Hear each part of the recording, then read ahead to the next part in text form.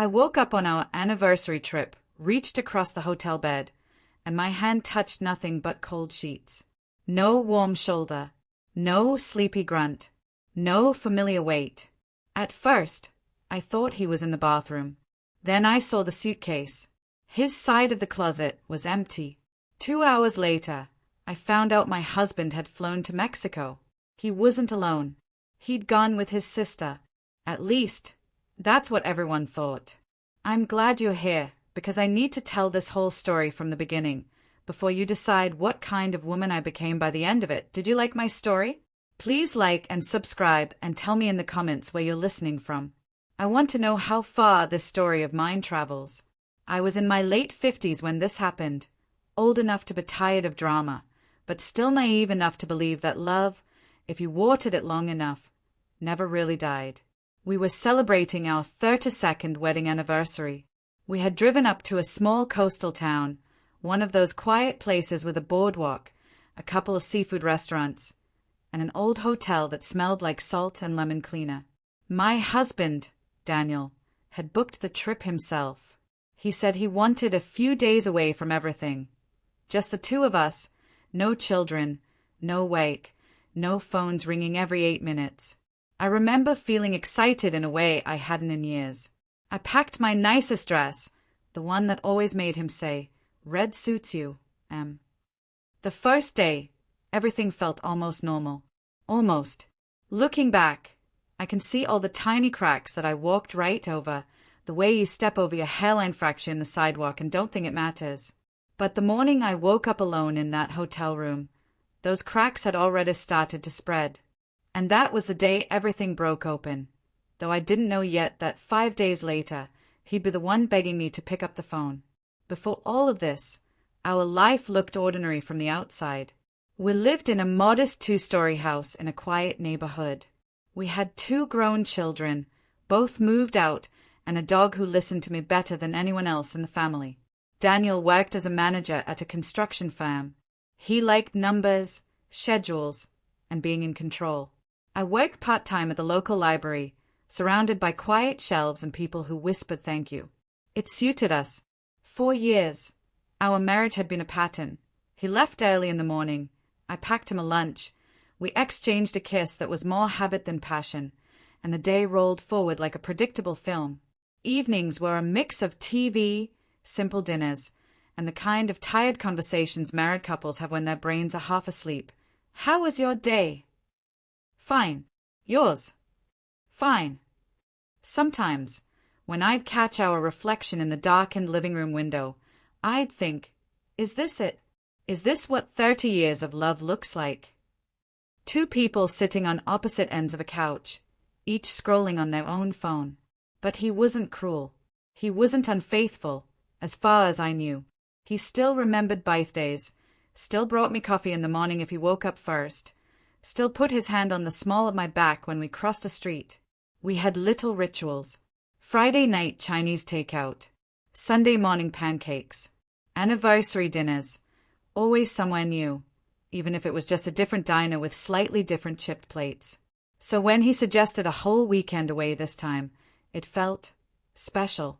He'd come home one evening, cheeks pink from the cold, and dropped the idea like a surprise gift. "I booked us something," he'd said, tossing his keys in the bowl. "A trip. Just you and me. We need it." The way he said "we need it" made my heart melt, like maybe he'd noticed the distance I'd been too polite to name. I spent the week before the trip humming while I packed. I chose outfits carefully, counting dinners and breakfasts like it was some sort of small adventure. I even bought new perfume, something light and warm, hoping he'd notice. The first evening at the hotel was peaceful. We checked in, joked about the outdated wallpaper, and took a walk along the boardwalk. He held my hand the whole time, and for a moment, I felt like we were in our 20s again, 2 broke kids pretending the world was ours. We had clam chowder at a little restaurant lit with fairy lights. He talked more than he had in months, telling me about projects at work, complaining about a young supervisor who thought he knew everything. But there was one moment, just as the dessert came, when the conversation shifted. I'd mentioned his younger sister, Laura. I saw on Facebook that Laura went to Cancun, I said. Looks like she had fun. Daniel's fork paused for half a second. Just half. Then he smiled and said, Yeah, she's always running off somewhere. You know Laura. I didn't think much of it then. I just remember the way he didn't look me quite in the eye when he said it. Later, in the hotel room, as we got ready for bed, he checked his phone a few times. He turned slightly away from me each time, as if he didn't want the screen visible. When I asked who it was, he shrugged. Work stuff. They are lost without me. We kissed goodnight, a little longer than usual, and I fell asleep believing this trip might be the start of something softened between us.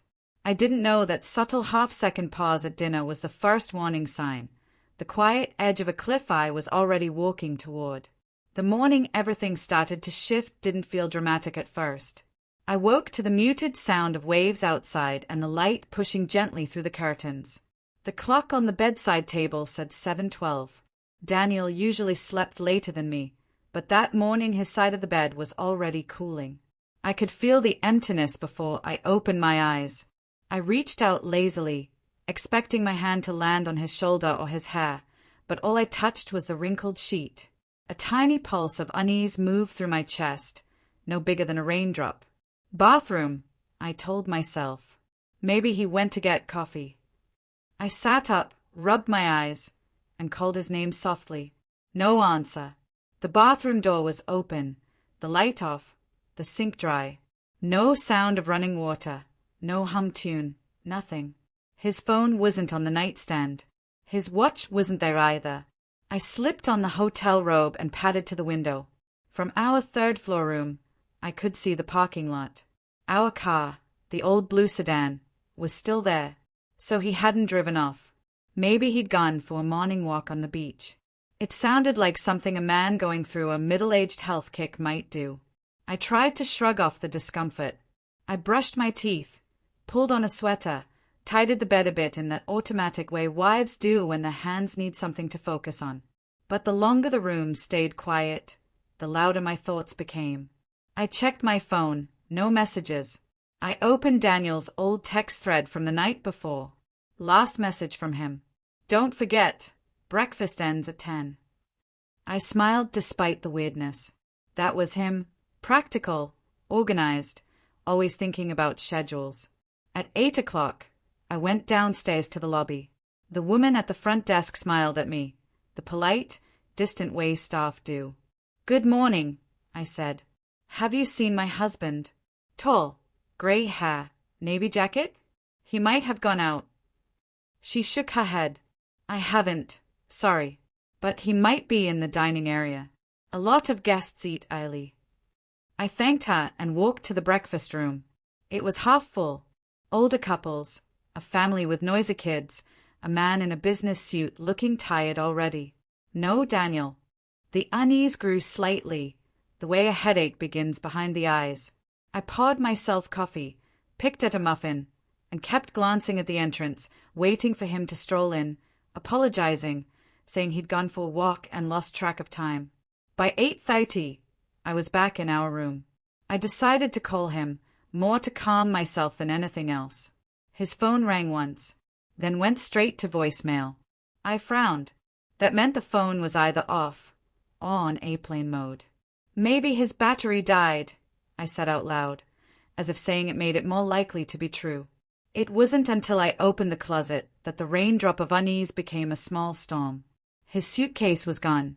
Mine was still there, tucked neatly against the wall, but the space where his had been was empty. I stood there, hand still on the door, for what felt like a full minute. My mind didn't jump to betrayal immediately. It skittered around, trying to find any explanation that made sense. Maybe he moved it. Maybe he took it to the car. Maybe he switched rooms for some kind of surprise. I walked to the bathroom again, searching for any sign of him. His toothbrush was missing. His razor too. Something inside me sank, but another part clung to denial. Maybe he checked us out early because of some hotel issue, I thought. Maybe he's sorting it out downstairs. I tried calling one more time. Again, it went straight to voicemail. This time, I left a message. Hey, it's me. Where are you? I woke up and you were gone. I'm worried. Call me, okay? My voice sounded small even to my own ears. I sat on the edge of the bed, phone in my hand, eyes on the door, and felt the first real chill of something being terribly wrong. I didn't yet know that while I sat in that quiet hotel room, Daniel was already in the air, crossing a border without me, and the story I thought we were still writing together had turned into something else entirely. By 9:15, worry had turned into a dull, buzzing panic. I paced the room, checked my phone every 30 seconds, and kept telling myself not to overreact. I decided to call the front desk again, this time from the room phone. Hello, this is Emily from 314, I said, trying to keep my voice steady. I'm looking for my husband. He's not in the room and his belongings are gone. Can you check if he may be checked out or changed rooms? There was a pause as the receptionist typed. Let me see. You're Emily Collins. Yes. And your husband, Daniel Collins. Yes. Another pause, longer this time. Mrs. Collins, she said carefully. It looks like Mr. Collins checked out at 6:20 this morning. I gripped the phone tighter. Checked out? What do you mean, checked out? We have the room until tomorrow. Yes, but he checked out, just himself. The system shows he requested that the room stay under your name for one more night. You're still checked in. I felt the air leave my lungs. He checked out, alone. I'm very sorry, Mrs. Collins. That's what the system shows. I thanked her, hung up, and for a moment just stared at the patterned carpet. My husband of 32 years had gotten up before dawn, packed his things, gone to the front desk, and checked himself out of our anniversary trip, leaving me sleeping in the room like forgotten luggage. I wanted to cry, but the tears got stuck somewhere inside, blocked by confusion. I opened our banking app. My hand shook as I typed the password. There was a transaction from that morning, just after 6 a.m. plane tickets. 2 of them. Destination, Cancun, Mexico. 2 tickets, not 1. My mind started listing possible companions against my will. A woman from Wyke. A secret lover. Someone he'd been texting when he turned away from me the night before. My stomach turned. I scrolled through more details. The second ticket was under the name Laura Collins. His sister. I stared at her name on the screen, my brain trying to stitch together a story that made sense. Why would he fly to Mexico with Laura? Why from here, in the middle of our anniversary trip? Why not tell me? I clicked on Laura's contact and called her. The call went straight to voicemail. Hey, you've reached Laura. Leave a message and I'll call you back when I'm not busy having fun, her recorded voice chirped. Busy having fun. The words felt like a slap. Laura, it's Emily, I said, my voice tight. Call me when you get this. It's important. I hung up and finally let myself collapse onto the bed. The edges of the room started to blur. It felt like someone had taken the life I knew and tilted it, letting all the pieces slide out of place. I went back over the last few weeks. The extra text messages, the sudden late nights, the work stress. The way he'd said we needed this trip. Had this always been the plan? Had he brought me here just to abandon me in a hotel room while he took a plane somewhere sunny with his sister? I thought about Laura. She was younger by nearly 10 years. Always impulsive, always chasing the next adventure. We'd never been best friends, but we'd been polite. We'd spent holidays together, sent each other birthday messages. Nothing close, but nothing hostile either. Still, I remembered small things. Little digs she'd make about Daniel being too tied down or too boring now. How she'd once joked, if you ever get tired of him, I'll kidnap him and drag him somewhere fun. At the time, it had sounded like a joke. Now, I wasn't so sure. I tried calling Daniel again. Voicemail. Again and again. I left message after message, each one a little shakier than the last. Daniel, what's going on? At least tell me you're okay. If this is some kind of weird emergency, you need to tell me. Please, Daniel, please call me back. No response. The silence felt cruel. Intentional. By late afternoon, I had checked our credit card account too. More charges appeared. Airport parking. An Uber to the airport. A hotel in Cancun with a fancy-sounding name, the kind of place we'd always said was too expensive for people like us. He'd gone from a quiet coastal town with his wife to a luxury resort in Mexico with his sister, all in the span of a few hours, and he hadn't even left a note. The hotel room felt smaller now, the walls pressing in. I thought about driving home immediately, but some stubborn part of me refused to run. Why should I be the one to retreat from a trip that was supposed to be for us? So I stayed that night, alone in the room we'd booked together, half of the closet empty, my phone on the pillow beside me. I slept badly, waking each time the screen lit up with some random notification, hoping it was him. It never was. By the time I checked out the next morning, I wasn't just hurt. I was humiliated, abandoned on an anniversary trip while my husband sipped cocktails on a beach with his sister. But I still didn't know the worst part. That came later, when I finally learned why he'd gone and what they'd been planning without me. The drive home felt longer than it should have. The road blurred past in grays and muted greens. My mind replayed the same questions, over and over, like a broken record. Why? Why like this? What did I do? I'd left the hotel quietly, smiling politely at the receptionist who wished me safe travels. I wondered if she knew what had happened, if she'd been there when Daniel checked out alone. At home, the house felt unfamiliar. His shoes were missing from the mat. The jacket he always hung by the door was gone. When I walked into our bedroom, his drawers were half empty. Not all the way, but enough to tell me this wasn't some impulsive overnight decision. He'd been moving things gradually, preparing. My legs went weak, and I sat on the edge of the bed, staring at the incomplete rows of socks. I wanted to scream, to throw something, to call every person we knew and demand to know if they'd seen this coming when I hadn't. Instead, I took a deep breath and did what I always do when I feel powerless. I started to organize. I made a list. Questions. Tasks. Things to check. 1. Call the kids. 2. Check joint accounts again. 3. Look for any paperwork he might have hidden. 4.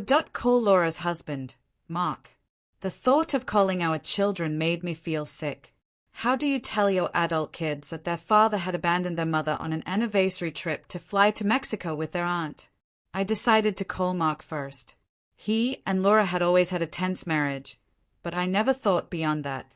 When he answered, his voice sounded tired. "Hey, Mark, it's Emily," I said. "Is this a bad time?" A pause. No, it's fine. What's up?" I tried to keep my tone casual, as if I were asking about a recipe instead of my missing husband.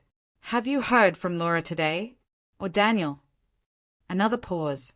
He let out a breath that sounded like he'd been holding it all morning. "So you know," he said flatly. "No, what?" "That they are gone." My heart kicked. "Gone where?" "To Mexico." He laughed, but there was no humor in it. "Cancun. Fancy resort. They left early this morning." Laura left a note on the kitchen table. "What did the note say?" I asked. That she needed a break from all this. Didn't explain what this meant. Just said she and Daniel were going somewhere warm, and that we'd all understand eventually. My mouth went dry. "Mark, did you know about this? Were you in on it?" "Are you kidding?" he snapped. "She told me last night that she was going to a yoga retreat. Alone. I didn't even know your husband was involved until I checked our shared email and saw the flight confirmation." I sank back against the headboard. "So they planned this together," I said quietly, "behind both of our backs." "Looks like it," he said. "Listen, Emily, I'm sorry. You don't deserve this." "Neither do you," I replied. We sat in silence for a moment, Two spouses left holding the empty halves of a plan we hadn't been invited to. Mark, I said slowly, I think we need to figure out exactly what they've done. Money, accounts, anything they might have moved. If this is just some midlife crisis trip, fine. But if there's more. I've already checked some of our stuff, he said. There's money missing from our savings. Not everything, but enough to hold. My stomach clenched. Our accounts too, I admitted. Not wiped out, but thinned. We agreed to share anything we discovered. After we hung up, I sat for a long time, tablet in my lap, bank accounts open, papers spread around me. As I went through statements, patterns began to appear. Little transfers, cash withdrawals, shared payments to a travel agency over the last few months. They'd been building this escape slowly, like two teenagers planning to run away, only they were nearly 60 and dragging two marriages behind them. With every small discovery, something inside me hardened. I'd spent the first 24 hours in shock and hurt, wondering what I'd done wrong. Now, standing in the ruins of our joint finances, I felt something sharper, clarity. This wasn't a mistake. It wasn't a lapse. It was a decision. One they'd made together, smiling at us across dinner tables and sending us "love you" texts while they moved pieces behind the scenes. I thought about calling Daniel again, leaving another desperate message. Instead, I set the phone down. If he wouldn't give me answers, I'd get them myself. That night, I made another list. This one was different. 1. Call a lawyer. 2. Freeze what accounts I can. 3. Document everything. 4. Decide what I want, not what he'll allow. For the first time since waking up in that empty hotel bed, I felt a strange, cold calm. The kind that comes when you stop waiting for someone to come home and start locking the doors instead. He had made his choice. Now it was my turn. And I knew, even then, that when he finally did call, when he realized what he'd thrown away, the power wouldn't be in his hands anymore. It would be in mine. The call came on the 5th day. By then, I had done more in less than a week than I had in years of our marriage. I'd met with a lawyer, a calm woman with sharp eyes who didn't flinch when I told her what had happened. I'd frozen our joint credit cards, moved what little savings I could into an account in my name, and documented every transaction connected to the Mexico trip. I'd also finally told our children. That conversation deserved its own story, but for now I'll just say this. They were angry, hurt, and mostly on my side. I say mostly because children always carry hope that their parents will somehow fix things. On the 5th evening, I was sitting at the kitchen table with the dog at my feet, reviewing a stack of printouts, when my phone buzzed. Daniel. For a brief second, my heart tried to leap the way it used to when his name popped up on my screen. Then I remembered the empty bed, the missing suitcase, the joint account charges labeled Beach Cabana, and couples massage. I let it ring twice, then 3 times. On the 4th ring, I answered. Hello. His voice came through, tinny and distant. Finally, I've been trying to reach you. I glanced at the call log. 1 missed call. He'd tried once, 5 minutes earlier. Have you? I said quietly. Listen, things are complicated here, he began. You wouldn't answer my texts. I don't have any texts from you, I interrupted. Silence. Then he swore under his breath. Okay, maybe the Wi-Fi's been spotty. Doesn't matter. Listen, I need you to do something for me. The audacity of that sentence almost made me laugh. You need me to do something. I repeated. Yes. There's been a mix-up with the card. The result says the last few payments got declined. It must be some fraud alert or something. I need you to call the bank and clear it up. Tell them it's fine, that we're traveling. We, I said. Is that what you're calling it? We're traveling. He sighed, annoyed. Please. I don't have time for this. Laura's freaking out. The manager is standing here. And put him on, I said. What? Put the manager on. I'd love to explain the situation to him. There was a beat of silence. Then his voice sharpened. Emily, this isn't funny. Just call the bank. They've frozen our cards for some reason. That's not a mistake, I said calmly. I froze them. He laughed, but there was a nervous edge to it. Don't be ridiculous. You can't just. I already did, I cut in. 5 days ago, along with moving what was left of our savings into an account with my name on it only. He went quiet, so quiet I could hear the faint echo of music in the background on his end, some cheerful resort playlist that clashed horribly with the conversation. Why would you do that? He asked eventually, his voice low. I stared at the papers in front of me. Because my husband flew to Mexico with his sister on our anniversary trip, after secretly draining our accounts for months, and left me in a hotel bed like a forgotten coat. That's why. It's not what you think, he started. No. I said, enlighten me. He hesitated. It's complicated. Laura needed to get away. She's been under a lot of stress. Her marriage. I laughed once, harshly. Daniel, she didn't just leave her marriage. She took mine with her.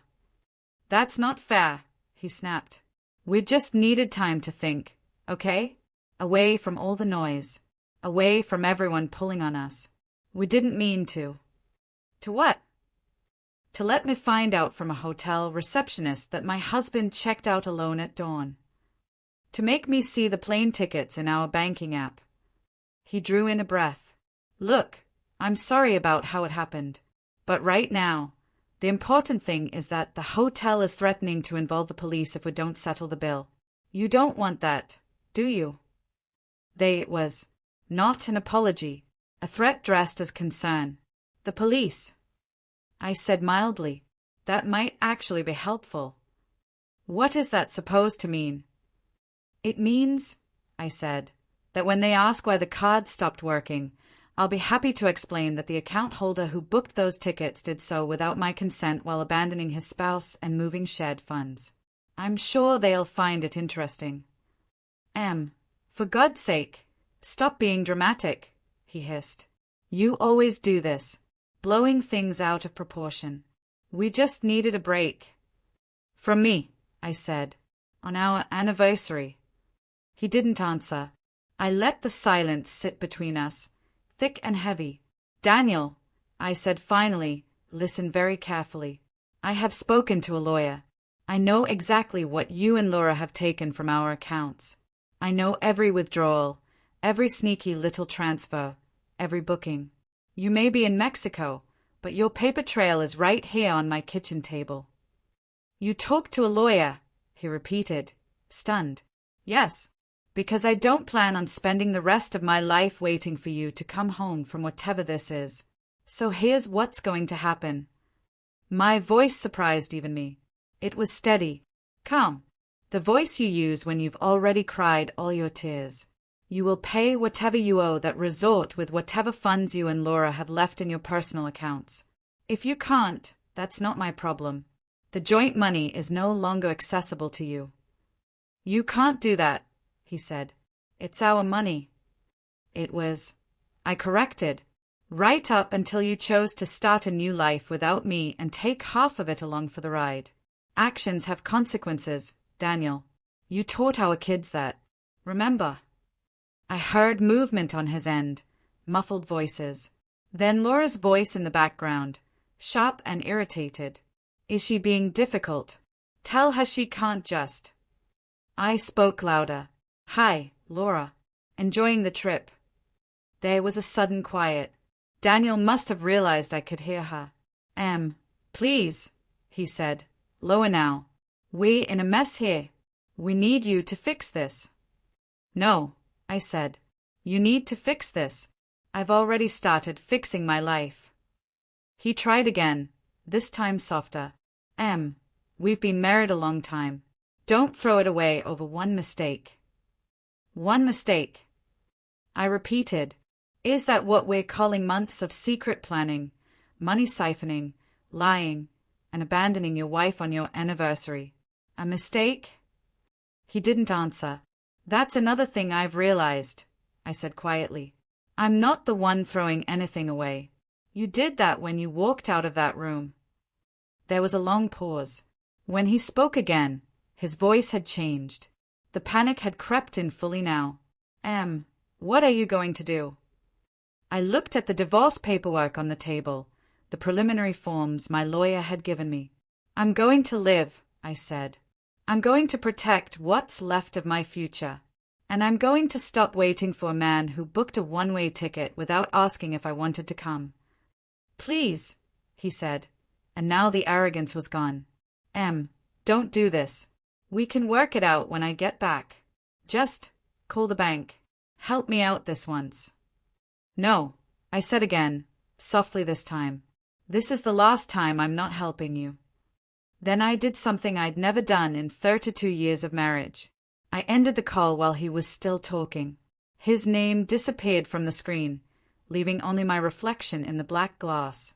My hand shook a little, but I felt something I hadn't felt in days. Steady. The cards were frozen. The trip was crumbling. And for once, the person begging on the other end of the phone wasn't me. After that call, everything became strangely quiet.